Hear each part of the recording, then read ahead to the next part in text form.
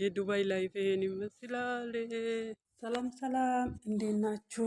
የዱባይ ላይፍ ላሳያችሁ ዛሬ ዱባይ ወክ ላይፍ ወጥቼ ይሄን ማለት ነው። ይመስላል። እናንተ ሹፍ ሹፍ ሹፍ። እና ዱባይ በምሽቱ እኔ ያለሁበት ሰፈር ቀበሌውን አልነግራችሁም እና ምሽቱ እንዴት እንደሚያምር ይሄን ደጅ ይመስላል። ስትወጡ እናንተ ማለት እና ብዙ ሙቀት የለም እና ቀስቀስ ያለ ነገር ነው እና ብቻ ከቀኑ ማታ ይሻላል እና እንደዚህ ወክ የወጣው ነበረ ብቻዬን ማለት ነው።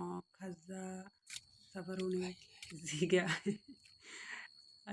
ምን እንዳወራ ማታ ማታ ወክ መሄድ በጣም ነው የሚከብዱ ማለት ነጻነት አይሰጥም። ዱባይ ላይ ትንሽ ወክ ስታደርጉ መሄድ ሁሉም አዳም ሰው ይኖራል ዞር እንዴ? ብሎ ያውሻልና ማታ ማለት ማታ ያያቸዋል እና ምቹ ብቻ ኮንፈርት አይሰጡም። ቢሆንም ግን እኔ እንደዚህ ወክ ሾርት ሱቅ ለመሄድ ነበረ የወጣው ግን ሱቁ ጋር አልደረስኩም እና እዚህ ጋ ምን እንዳወራው ብቻ አላቅም። ዝም ብዬ እንትን እያልኩ ነው እና እዚህ ጋር ደግሞ የሆነ እንደ ምሽት አደባባይ ነገር አለው እና በጣም ያምራል እዚህ ቦታ። ከኳሌ ብዙ ወንዶች አሉ እና እንትን ነው ድሪቨሮች ተሰብስበው ቁጭ የሚሉበት ቦታ ነው እና እኔ ደግሞ ሾፍ አድርጌ ከነሱ ጋር ሳይደርስ መንገዱን አቋርጬ ወደዚህ እየመጣሁ ነበረ። ከኋላ እነሱ እያወሩ እየሳቁ ነበረ።